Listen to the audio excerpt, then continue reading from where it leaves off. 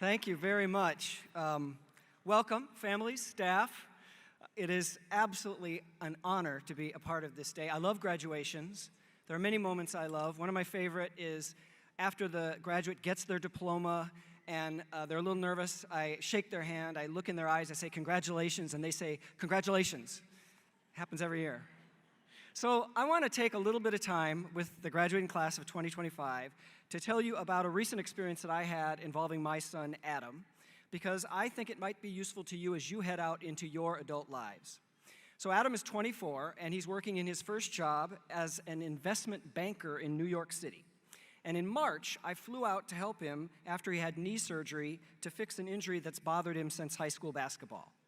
So I got to New York the night before his surgery, and I assumed Adam and I could go out to dinner. But he couldn't get away from his office until after midnight.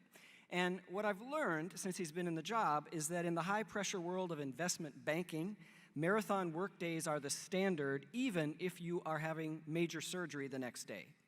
So the next morning, we went to the surgery center at New York University, and the operation went well. And afterward, I got an Uber, and we got him back to his apartment, which is, by the way, one of those one-room studios where you pull the bed down from the wall in the middle of Manhattan. And he went to sleep pretty easily because the painkillers were still doing their job. Well, then came the morning after surgery. So Adam is still in bed, the room is dark, he's clearly starting to feel the pain, and his phone rang. It was his office. They needed him to update a spreadsheet that had to be shared with a client later that afternoon. So there he was, the day after surgery, cradling his laptop on one leg, gritting his teeth while he typed through the pain. I sat there watching and thought, I'm glad he's an investment banker and not a surgeon or an airline pilot, because nobody should be doing anything serious on that many painkillers. When he hung up the phone, he said a few choice words that I can't share here. And then I asked, don't they know you just had major surgery? Of course they do, he said. But they don't care. All that matters is getting the deal. For the rest of the day, they kept calling and Adam kept working. Now, I know he got the proposal done. I don't know if his bank got that deal. But the recent experience with my son, Adam, got me thinking about something that I hope all of you in the Mayo High School class of 2025 will remember as you begin the next chapter in your life. And that is the importance of seeking out a balance between challenge and support. Now, by challenge, I mean doing things that aren't easy. Challenge means being pushed, stretched. Sometimes it's uncomfortable. By support, I mean having people around you who help you get things done, who make you feel like you matter, that you're not alone, and that someone believes in you. Whatever type of college you attend, whatever type of job you do, whatever types of relationships you build in your life, I hope you'll aim for a balance of both challenge and support. Now, to help you visualize that balance, I brought a graph. And the math nerds out there are like, yes, a graph. There it is. It's pretty simple. So the vertical axis shows how challenged you feel in any situation. The higher you are, the more difficult it is. The lower you are, the easier it is. The horizontal axis shows how supported you feel. If you're way over there on that end, you're feeling like you're really supported and connected. If you're over on this end near me, you're feeling like you're pretty much on your own.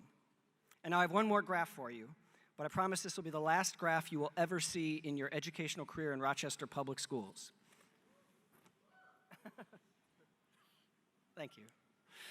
So this graph illustrates 4 different situations that you can find yourself in depending upon the amount of challenge and support that you experience in that class, on that job, or in the relationship. Box 1 is where Adam is in his job in New York right now. High challenge, low support.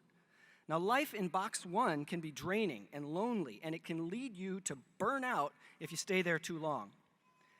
In box 2, you experience low challenge and low support.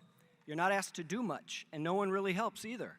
It sounds relaxing, but eventually it starts to feel pointless. Time passes, but you feel like you're going nowhere. In box 3, you experience high support and low challenge. It feels comfortable, but in that comfort, you don't grow. You never get to feel the satisfaction of doing something hard and meaningful.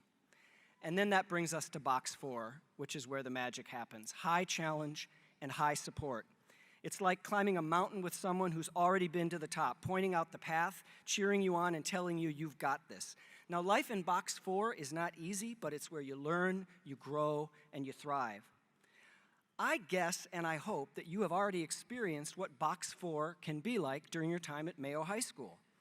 Maybe a teacher set very high expectations for you, but did whatever it took to help you meet those expectations. And maybe a coach or a family member or a friend that you're sitting with now believed in you before you believed in yourself. Take a second now, graduates, to think of that person who combined challenge and support in your life. If they're here this afternoon, find them afterward and say, "You were a box 4 person in my life." It might sound dorky and corny, but I promise you, it will mean more to them than you can imagine. In fact, I gave this speech earlier this week at the graduation for our LEAP program, and another member of the class of 2025 heard me say the same thing I just said to you. And when I said, "Tell someone who's been a box 4 person in your life about it," he looked straight into the audience and he went like that. I bet the person he was pointing to will never forget that moment. And here's one more thing. Don't just look for box 4 people, be one. Push other people to be better. Walk with them when it's hard. Support someone in their climb because someone supported you in yours. Now, for any of you who are still thinking about my son Adam out there in New York, you should know that he's up and around and his knee is doing well. He's still working hard at the investment bank, but I am confident he will not be stuck in that box 1 forever. He's learned a lot on his current job, but just between us, he's looking for a new one. Though I should say, in the unlikely event that a manager from his bank is here today, this whole speech has been a lie in order to find something to tell these graduates. Adam loves his job. He's never leaving it. Class of 2025, during your years in Rochester Public Schools, you have been given the tools to build your own box 4. You have the knowledge, the skills, and the habits to succeed, so go out and do it. And when life gets tough and you wonder whether the walls of your box 4 can stand against the pressure, picture all of us at Rochester Public Schools standing inside that box with you, challenging you to keep going and supporting you every step of the way. Congratulations.